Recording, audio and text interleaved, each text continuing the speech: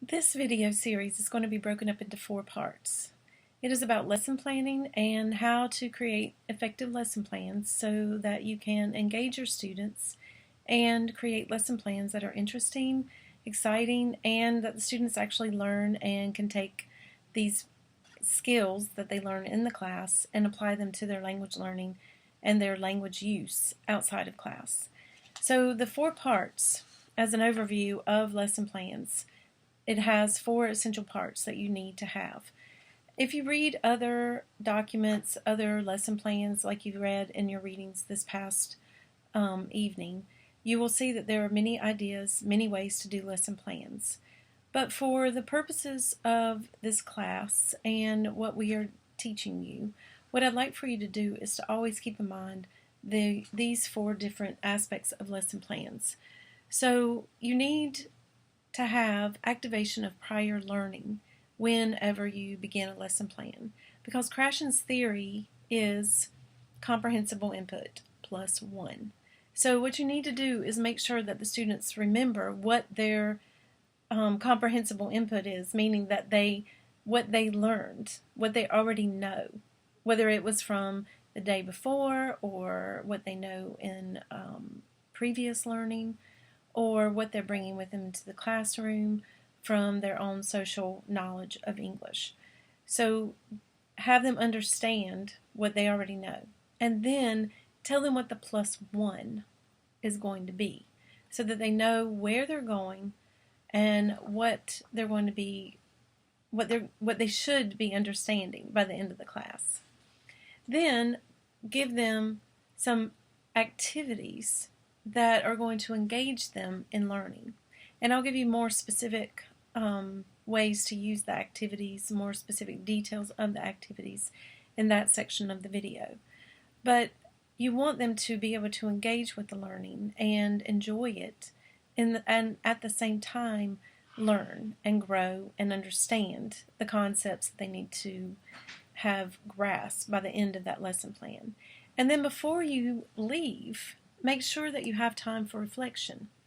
And in that reflection, there also needs to be time for questions, so that they can go back and they can say, we learned this, we knew this before, we know this now, and this is what we're going to do with it in the next activity, the next lesson.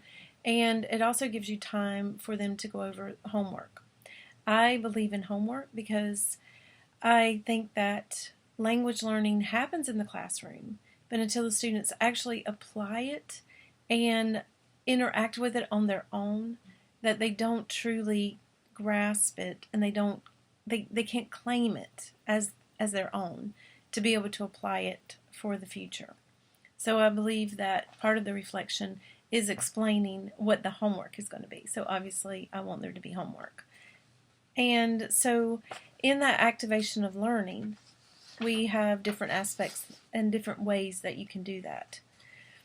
And so what are different ways to tell the students that they can remember what they've learned? And so sometimes you come in and say, okay, tell me what you learned yesterday. And they're like, I don't know. And so you don't want to just have a question and have them not be able to answer it, or not want to answer it, or be afraid to answer it. So what I like to do is, in that activation, I like to do a review. And so in that review, I always have some type of discussion or quick notes, or I ask for a student summary. And after the first couple of classes, they know that they might be called on to do some type of quick summary. And so maybe they'll have their notes ready, and maybe they'll review them more diligently the night before. So for the discussion, this could be just a question answer time, where you prepare questions that specifically relate to the lesson that you did the day before or the week before, ever how your classes are staggered throughout the week or the month. And so you would just, let's say that you did a reading about sweatshops. That's what my class is in the middle of reading about right now. And so when they come back in to the class the next day, I would ask them, what aspect of the class did you think about once you left?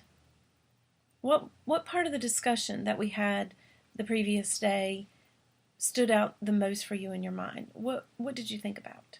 And so they would bring that aspect into the review. So there wouldn't really be a specific question that I was like a comprehension question. It would be a reflection. What did you reflect on after you left the class? What was important in the discussion?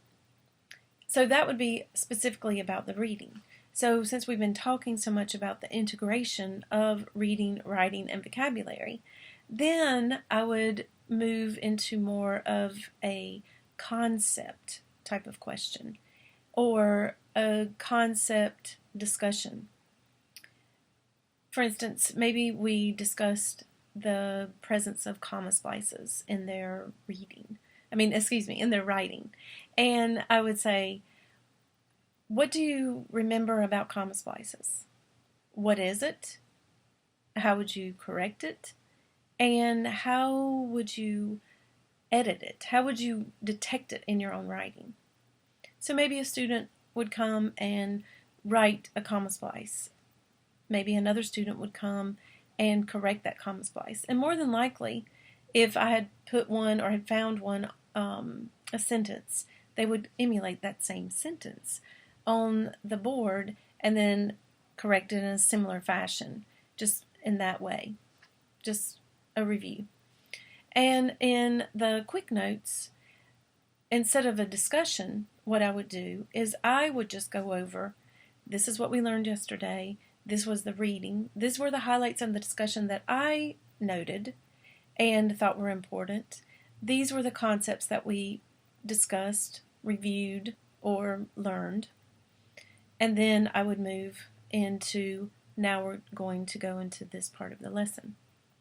Or a student summary, I would just call in a student and say, would you please give us an overview of what we learned yesterday, the highlights of our discussion, and the concept that we felt, the main concept that we discussed that we're going to apply to our writing. And that I would not do if it was the first week of class, because that could be overwhelming and intimidating. But that would be something that in this activity that I would tell the students in the future, instead of me doing the quick notes, you are going to do a student summary. So take note of how I do this, because you never know when you might be called on. Now I know that I'm going to wait until they are more acclimated to the class and feel more comfortable in the class before I do that. And I would also, the very first time, it would be a stronger student. It would be someone, and maybe the very first time I might even give that student a note ahead of time, an email, and say, I would really like for you to do the quick notes in class tomorrow before we begin our overview. And I've never had a student say, absolutely, I'm not going to do it. They're scared, they're nervous, but in some ways it gives them an empowerment because they think she thinks I am able to do this. So maybe she sees something in my English language ability that I don't see. And so it is somewhat of an empowerment as well. And then as the semester goes on, or as the length of the class goes on, then I would start calling on the students that were quieter or that weren't as readily volunteering, or I would ask for volunteers at that moment as well. So that's the review, discussion, quick notes, student summary.